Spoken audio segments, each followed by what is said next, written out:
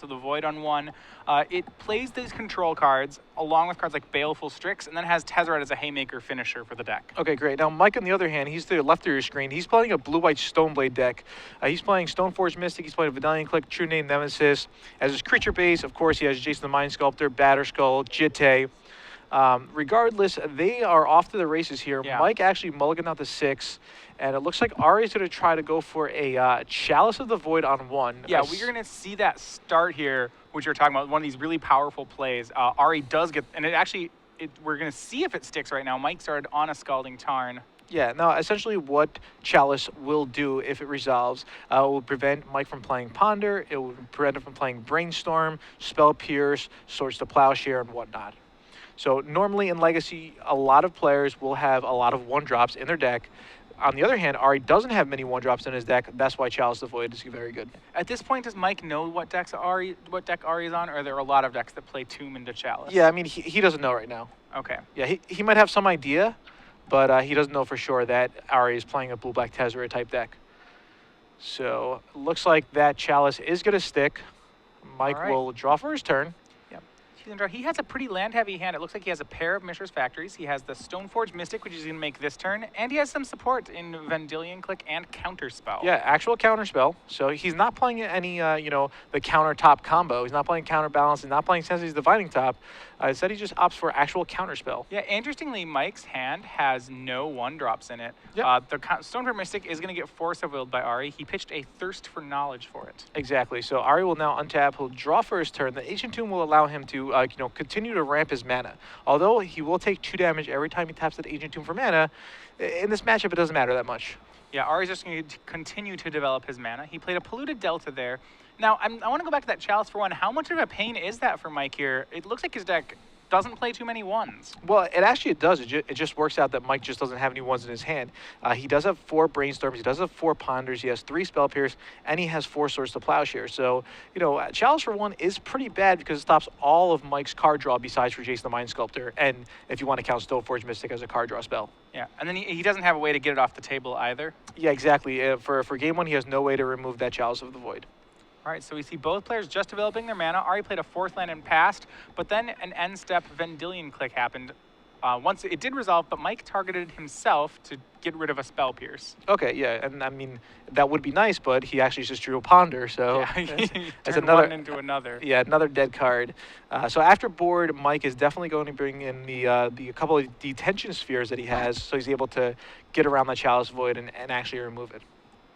Yeah, so we see an activation on Factory and a swing here for 5 from Mike. There's a little bit of a tell here that he has Counterspell because he didn't use the Factory to pump the Factory, right? Sure, I mean, that's one way to look at it.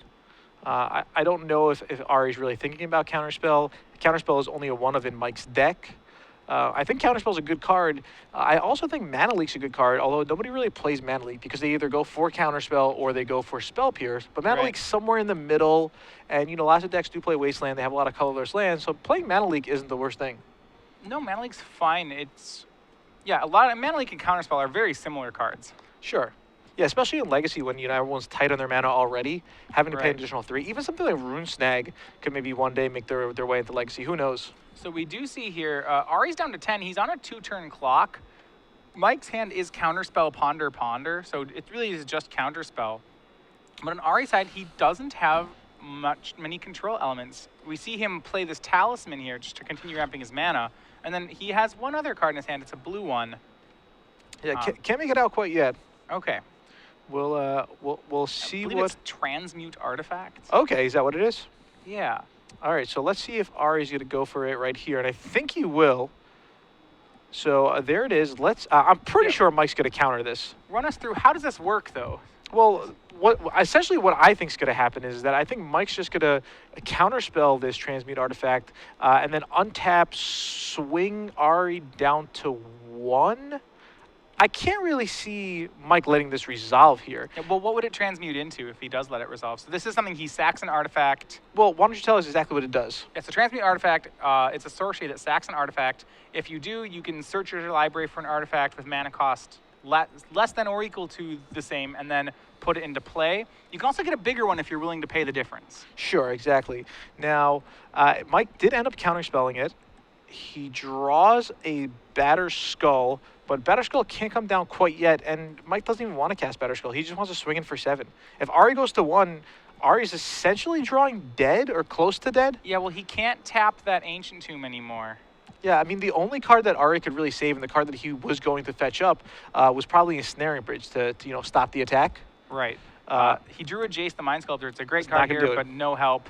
Mike Wurzer will take down game 1. Yeah, I think Ari's only out there was either having that resolve or having him top deck the Ensnaring Bridge. Interestingly, because Transmute Artifact is an older card, the sacrificing artifact half of it is not part of the cost. It happens during the resolution of the spell, so when it was counterspelled there, that's why Ari didn't lose an artifact. Exactly, yeah. It came out way before Tinker, Transmute Artifact. So you could have Transmute Artifact for the Ensnaring Bridge. He does play 1 copy of Ensnaring Bridge. And like we said before, Mike just doesn't have any answers main deck to a permanent like Chalice or Ensnaring Bridge. Right, so in a sense, Ari's trying to lock out the game here. Seems like right when he's playing a card like Ensnaring Bridge or Chalice of the Void. Yeah, he's trying to lock it out, but Mike still could win with a Jace the Mind Sculptor. He could just ultimate Jace the Mind Sculptor and win that way. So they're going to go to the sideboard right now. Taking a look at Ari's sideboard, do you think he has anything that he really wants here? Because looking at Mike's sideboard, Mike has a couple of cards that he definitely wants. He definitely wants the Attention Spheres here. He definitely wants the extra Vidalian Click. And I'm almost certain he would rather have Sword and Feast of Famine over something like, let's say, Umezawa's Jitte. Yeah, so he can definitely upgrade some of his equipment. Ari's side is a little harder to say. He does have Duresses, which are pretty good in this matchup. Okay. Outside of that, he has extra Ensnaring Bridges if he wants them. He has cards like Trinisphere and Lodestone Golem. I don't know how good they are in this matchup, though. Sure. That's definitely understandable. Swan Song is another card that Mike might want to consider bringing in here. He's able to counter a very important sorcery, something an instant or just pretty much anything in general or here. Tezzeret. Yeah. Yeah. So it seems like Mike has more options available to him. Well, the Swan Song can't get the Tezzeret. So Swan Song is only enchantment. Enchantment. Enchantment. Yeah. Instant sorcery. Instant or sorcery. Exactly. Yeah. So. But giving Ari the 2/2 flying bird token won't really matter at all. No. But I could see him bringing that in. So we'll see what happens. It's a nice answer to say like Ari's Force of Will, just a 1 mana. It's the kind of additional spell pierces, the way it might work out in this matchup. Regardless, Ari now will be on the play. I think Ari being on the play will help a little bit, but yeah. I think with Mike's sideboard, I think Mike is probably favored in this matchup. Well, we did see Ari do a lot of the things that he wanted to in the matchup by sticking that early Chalice. And it really didn't hurt Mike very much. He was able to just kind of play right through it. Yeah, and that's the beauty of like a blue-white. Like normally you don't see many blue-white Stoneblade decks. There's normally like Esper Stoneblade or like Esper Deathblade with Deathrite Shamans. Here it's just straight blue-white. And, he could go aggressive with Stoneforge Mystic or Vidalian Click or True Name Nemesis, or he could go more controlling with Jace the Mind Sculptor and Supreme Verdict. So we'll see how both players sideboard, and hopefully, they both have pretty good draws, and we can see a nice match here. Now, if you were to get out of the booth right now, hop in the tournament, and knowing, what people are playing, would you try to metagame, or would you maybe just stick to a deck that you're more comfortable with? Well, I think in Legacy, comfort level is very important. There's a lot of you have to know your own deck very well. You also have to know your opponent's decks very well, because I think the decks are doing so many different things. I think knowing the matchups is probably more important in Legacy than it is in other formats. There's just so many different matchups to be able to play. So I'd probably play something in my comfort level. I don't think it takes a lot of practice with your metagame deck, I think, to get equal value out of it. Yeah. Now remember, today we're playing 9 rounds of Legacy, and we're going to do the top 8, top 4, and the finals all today. Yesterday we saw Matt Costa win with his Jund standard deck, so I think the new standard card on the rise is going to be Reaper of the Wilds. I've been walking around. Reaper of the Wilds, I think, is only like a $2 card right now. Yeah, we may see it go up after you might see it go up. Yeah. SCG Open. Yeah, a lot of Reaper of the Wilds out there. The card is very good. Yeah, that card certainly had a little bit of a coming out in the top 8 here. We saw it in a couple other decks, I believe. Yeah, Junk also Bug. playing it, Bug playing it. All these mid-range decks that are just starting to emerge are all running Reaper of the Wilds. Yeah, going Sylvan Carotid into Reaper of the Wilds is just very, very good against any of the aggro decks. And Reaper of the Wild is also good against the control decks because you could give it hexproof. You know, you can stop a Hero's Downfall. You can stop an Azorius Charm. Obviously, it's also good when you have other creatures in play, and you know those creatures die. You're able to scry and kind of dig deeper into your deck. My friend Eric actually played Reaper of the Wilds, and he ended up forgetting the trigger. He said about 60% of the time. Well, the card, that's one of the harder parts with the card. You have to make sure you remember your triggers on it, which it is an easy card to miss triggers for. Yeah, exactly. All right. So Blueback Tezzeret's a deck you don't really see too much of in Legacy. A friend of mine, Josh Martinez, he's a big fan of Blueback Tezzeret.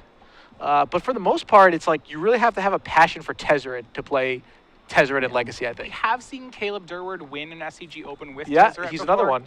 You could also play Blueback Tezzeret in like the Affinity Shell. That's the other option here. Ari is playing a slightly different version of Blueback Tezzeret. So we'll see how this plays out for him. He is 2-1, so one more loss. He's most likely out of this tournament. So we'll see. We see a couple of lands, a Baleful Strix, I believe, Force of Will. It seems like Ari's hand's pretty good. Unfortunately, Mike's going to have to mulligan. Yeah, Mike's hand was very short on land there. Was not much of a debatable keep. Okay. Now, do you think Mike's actually considering something like, say if his hand was one land with Brainstorm Ponder, would he kind of think back to game one and say, hey, I remember Ari just played turn one Chalice and one. If I keep this hand, I'm going to auto lose? Or do you think he doesn't really put that into consideration? Like, do players think back to the first game or the previous game or even the previous round? I mean, at least he knows the play exists, so he has to be a little hesitant to keep that kind of hand. So yeah, I would say that sort of thing does affect what mulligans you can keep. You don't want to let it determine your play completely, because sometimes, you know, a handful of a lot of one-drops, like the one you described, maybe that's just how your deck works. And if that's how your deck works, you just have to kind of acknowledge that your deck is cold, or very weak to starts like turn one, Ancient Tomb into Chalice. Yeah, I remember I lost the finals of a Moto PTQ. I was up a game, and then game two, he played like 3 Frogmites against me. And for game 3, I boarded Meddling Mage, and I named Frogmite. And then he just played like Arcbound Ravager, and I lost. You know? So I pretty much deserved to lose that one. All right, so we do see turn one, both players just exchanging land drops. Mike's hand looks pretty reactive here. He has some Force of Wills, a Spell Pierce, and lands. I mean, his hand is good. This is what he wants. This is a good hand for him. If the game just goes like draw, go, I think it favors Mike. Definitely. I think Ari really wants to, you know, bust out a fast Tezzeret or, you know, bust out a Chalice into a Tezzeret. So both players are continuing just to trade lands. Mike did make a Caracas here. I don't know if we have any legendary creatures going on right now. Yeah, all right, so Ari's going to go for a Duress, and Mike just has to let this resolve. Yeah, so we're going to see his hand. It looks like it's a pair of Force Wills, a pair of Spell Pierces. And everything's secretive to us. You know, Sort of Feast and Famine. they don't want us to see. And we'll... This is one rude. other card and a You know, land. Ari... And a Tundra. I don't like how Ari's playing. You got to lay it on the Yeah. table for us. Come on, everybody at home wants to see. All right. All So right. Pierce, Force, Tundra, Sword. Yeah, so I'm pretty sure Ari's probably going to take like either a Force or a Spell Pierce here. I can't really see him taking the Sword. Most likely Force, but maybe Spell Pierce. I mean, because if he does take Force, it's like Mike doesn't have to 2-for-1 himself again. Right, I think maybe it depends how much mana Ari has in his hand, too. Exactly. He did take a Spell Pierce. Yeah. And now he's going to crack all his fetch lands, presumably for another play. Yeah, all right, so he gets 2 Underground Seas. And I'm not sure what he has here. Maybe just, you know, something to ramp him. Yeah, it might just be a Mana Rock or something. He's going to try for Baleful Baleful Strix. Okay, yeah, so it was the Baleful Strix that he had in his opening hand. That makes sense. He knows that all that Mike could do is Force of Will this. Exactly. And I think he's more than happy if Mike decides to Force of Will it. Yeah, and I'm pretty sure Mike's not going to Force of Will it, and he doesn't. All right, so pass back. Ari does have a couple of pieces in his hand to his deck. He has the Tezzeret, Agent of Bolas. He also has a Thopter Foundry in his hand. Okay, so Mike draws a Vidalian Click. Unfortunately, he's not going to be able to cast it, so he's going to have to cast a Sword instead. He can't cast it because of that Caracas, essentially. Yeah, that card I thought was Tundra was actually just a regular Plains. Yeah, so just the only on Plains, yeah. single blue. Exactly. So Ari will swing it for 1. What do you think Ari might follow up with this? Another Strix here? Well, let's find out. He's going to go ahead and go for Thopter Foundry. It looks like he wants to resolve that while Mike's tapped does not have Spell Pierce mana up. That makes sense. And so Mike's forced to spend his Force of Will on Thopter Foundry. And if you look at all the cards in Ari's hand, you'd say he's pretty happy to get the Force targeting a Thopter Foundry. Yeah, because, I mean, he has Jace in his hand too, correct? Jace Yes, and Tezzeret. Jace and Tezzeret. Yeah. So if Jace or Tezzeret comes out on this current board, Ari's going to be in great shape. Yeah, no land for Mike. He passes back the turn. Ari's going to try for another Thopter Foundry. There's another Force of Will in Mike's hand, and it looks like it's going to get it. So Mike's Force of Will's a second time, this time removing that Vendilion Click, and he's left with just Batterskull. Yeah, Mike's going to have to get a lot of really good draws here. I mean, that's just start with an island. At least he could draw another land and play Batterskull, or he could just top deck something like a Jace. Yeah. There's that second blue source. It's the fourth land for Mike. Ari still can't hit land 4, but he's going to dig toward it with Baleful Strix. Oh, and he does draw a Jace. What an excellent draw. Wow, and that's pretty relevant right now. Unfortunately, Yeah, Ari Ari has does. a Force of Will. Yeah. And by him doing this is kind of signifying that he has multiple blue spells in his hand, which doesn't matter that much, but it's normally better just to do everything at once. Yeah, he has Force pitching Jace, Force pitching Tezzeret, and Force pitching Force. He went for Force pitching Jace. That's always a scary sign into your opponent pitching a Jace to a Force of Will on this board. Yep, exactly. All right, so Ari draws for the turn. Yep, he's going to go ahead and go for a Talisman. So now he will have his 4th mana next turn. He's going to continue to beat in with these Baleful Strixes. He also drew Sword of the Meek this turn. But he plays Ratchet Bomb instead, which is fine here. Yeah, is there specific permanent he's looking to answer with Ratchet Bomb? Not necessarily, I would say, but just getting Ratchet Bomb out there, and maybe he's going to follow up with Tezzeret and turn that Ratchet Bomb into an attacker next turn. Okay. That's probably more likely. You know, bashing for 7, attack with the Sure. Strixes, attack with the newly found 5/5 Ratchet Bomb. All right, well, Mike's going to play Vendilion Click, and we... Has a Force of Will right Okay, there. Yeah, oh, he just wanted to stop it. was Yeah, Force yeah, it was Force targeting pitching. Tezzeret? Yeah, pitching the Tezzeret. Yeah, So now Ari doesn't have any of his Planeswalkers left. He's pitched both. yeah, which is fine. I mean, we'll see what Ari draws here. He has a Sword of the Meek in hand. Yeah, I suppose he pitches... Is it better to... He pitches the Tezzeret there because he assumes the V-Click's going to take it, right? I'm not too sure what Ari's game plan is. He's got Demir Signet and Sword of the Meek. Yeah, I was kind of just thinking like that Vendilion Click. I mean, I guess the whole thing is that Ari thinks it's just like his Ratchet Bomb is too slow because sure, the Vendilion Click will get a hit in with the sword, but that Ratchet Bomb will go up to 3, right? And will take out the Yeah. sword and the Vendilion Click. My worry here is that if Mike gets that 5th land, Ari actually doesn't have an answer to Batterskull right now. Okay, yeah, that's definitely true. I mean, he does have the Balfour Strix, which do have Death Touch, which could like trade, but Yeah. So Ari drew a Spell Pierce that turn, no help. I mean, Mike drew a Spell Pierce. Ari Okay. is continuing his attack. He now has Mike down to 7. That Sword of the Meek is on one of the Baleful Yep. Strixes. all right, and there's the Mirror Signet. Yeah, just more lands. Yeah, I mean, this is looking pretty good for Ari, I would say. And there's a counter counter spell. spell. Not gonna really help Mike here. All right, I Ratchet believe Bomb's that, yeah, it goes to cranking up 3. to 3. Maybe it's getting to take out a piece of equipment is what it's looking at. Or Yeah, a I mean, Planeswalker. Like, he's probably just gonna keep the Ratchet Bomb in play until he really has to blow it, knowing Ari. Right. And it just seems like the right play here. Yeah, Mike is down to 4, and now we see Swords to Plowshares from him. That will buy him a little bit of time. Swords will help a little bit. That is true. And he'll probably just pass the turn and just do it during combat. That would make the most sense. Right, because that way Ari cannot re-equip the sword. Exactly. So, That will add another turn onto Mike's clock. yep, that is true. And with Mike having counterspell backup, he could stop something else as well. All right, so we're going to see that Force of Will on the 2-power Baleful Strix. Ari will go to 18. Mike will just take 1, go to 3. Yeah, there's just Source to Plowshare. And Ari has drawn Nile Spellbomb. Okay, so he's doing some counting here. Yep. He also has a Force of Will, but it looks like he can just hard cast now. Yeah, he could. All right, there's that spell bomb.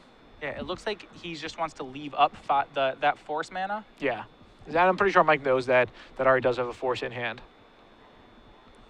So Mike will draw for the turn.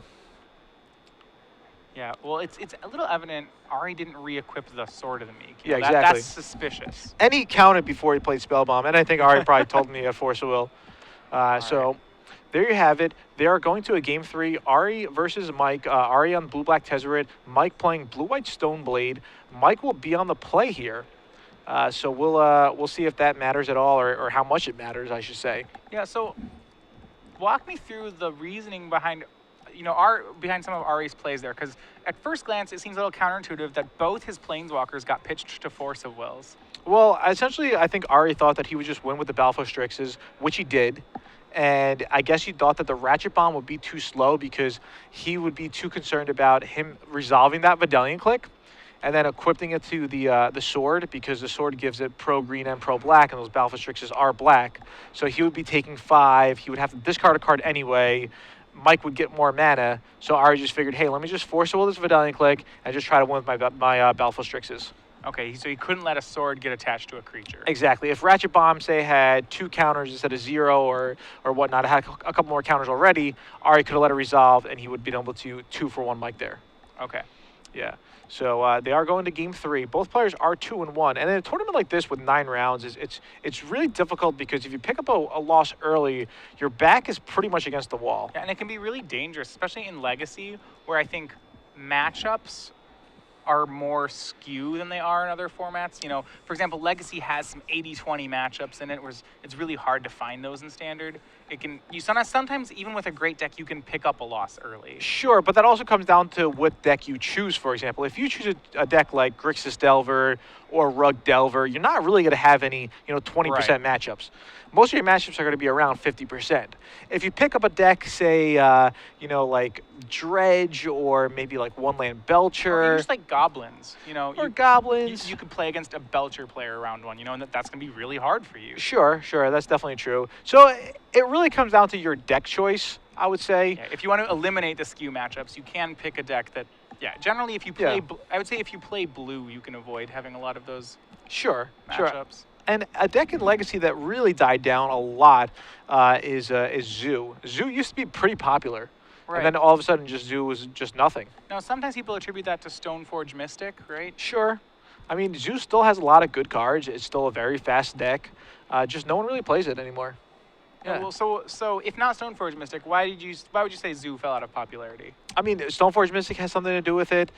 Just a lot of new decks, something like Sneak and Show, for example, just the combo decks. Because with Zoo, it is a very aggressive deck, but lots of times you would have to dedicate some main deck slots or a lot of sideboard slots to like the hate bears that you have, like Gaddock Teague or Thalia or Aethersworn Canonist or whatnot, Right. So is Maverick just a better Zoo then? Or? Yeah, I mean, Maverick's another deck that a lot of people aren't playing anymore. Maverick really died down. Junk died down. I think Death and Taxes kind of took the role of Maverick. Yeah, I know that we saw Maverick rise in popularity. It was kind of a response to Stoneblade becoming popular. They seem to go hand in hand. Yeah, exactly. Stoneblade, Storm is becoming more and more popular.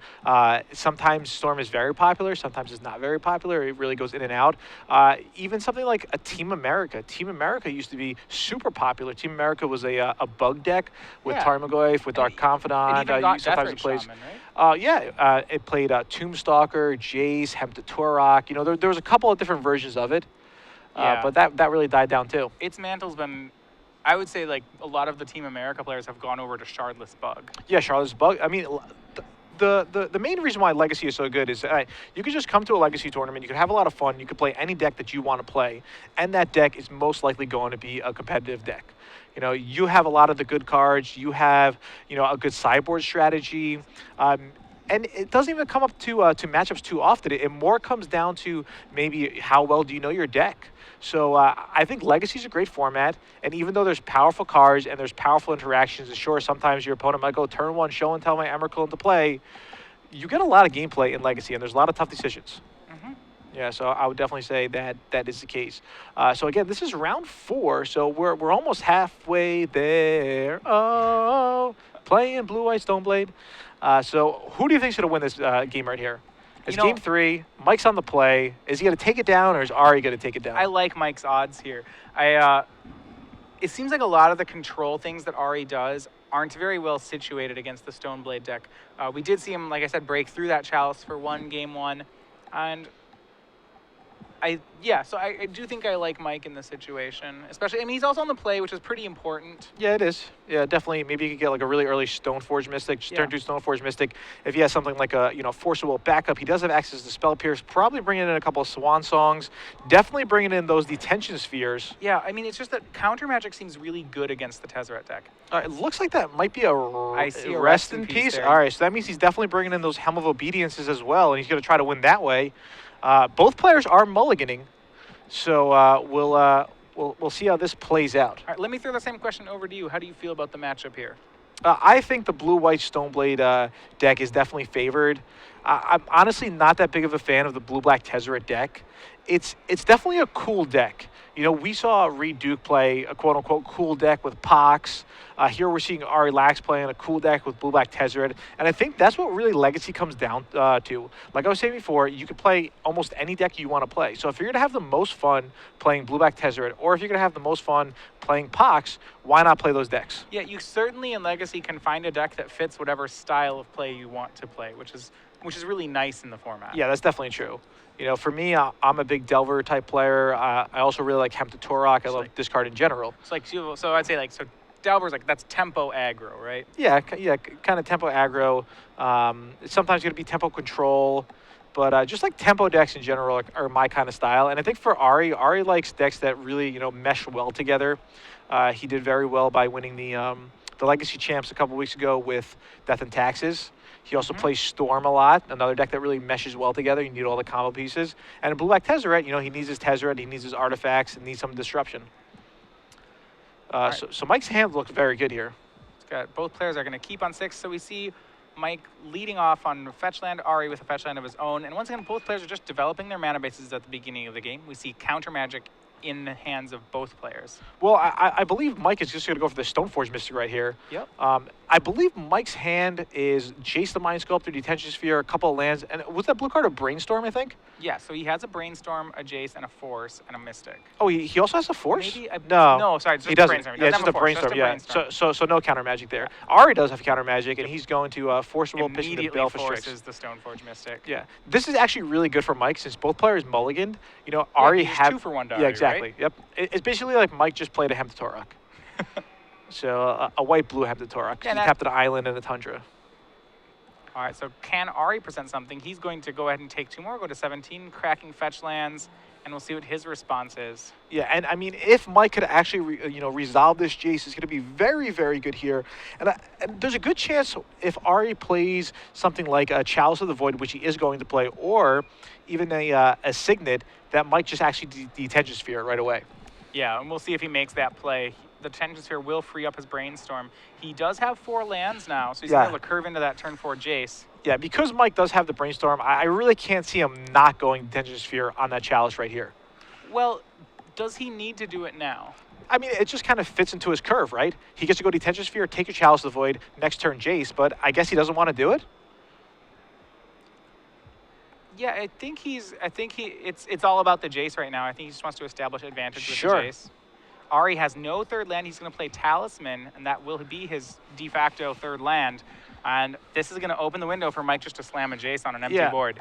Maybe Mike's thinking is, hey, if my Jace resolves, I can just shuffle away my Brainstorm anyway. Yeah, so, if he has a Jace and multiple activations with the Jace, he can Detention Sphere the Chalice at his leisure. Yeah, and I guess he wants to save the Detention Sphere for something, more important. Yeah, maybe if Ari plays a Tezzeret next turn. Sure, exactly. Or Ari's, I don't know, just anything else in general. All right, so we're going to see crack of the fetch land and what's almost certainly going to be Jace the Mind Sculptor. Yeah, he's probably just going to get another basic here. He doesn't really, or he could get a Tundra, he could get a basic. Either way is fine. He goes for a basic plane, so now he has one of each basic. Yeah, I kind of like that.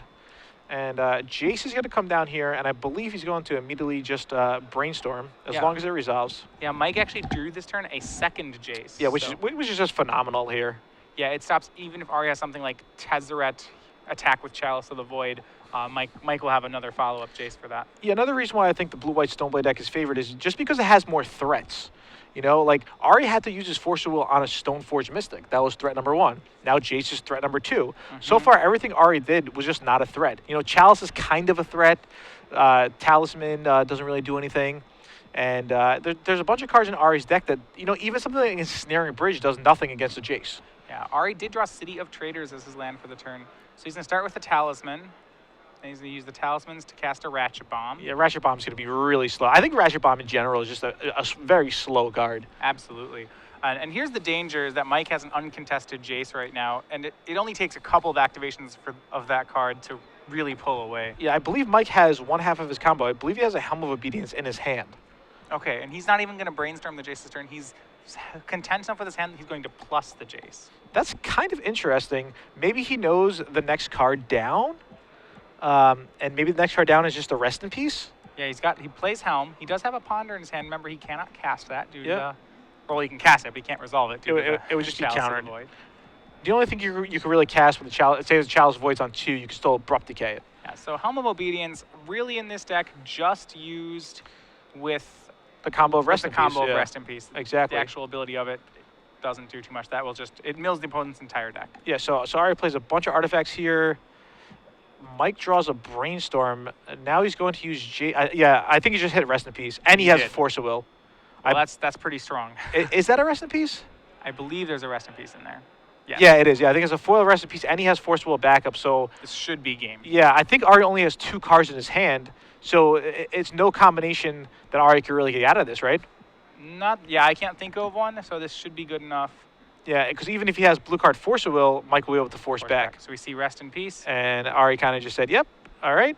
Are you actually He going exiled to the do it?" graveyard. Okay. You're going to go activate Helm. Ari's like, maybe he's not going to do it. Helm for 2. Okay. So let's see. And all right, so Ari does That'll scoop be it the up game. right there. Awesome. All right, so we were right. Blue-white Stoneblade takes it down.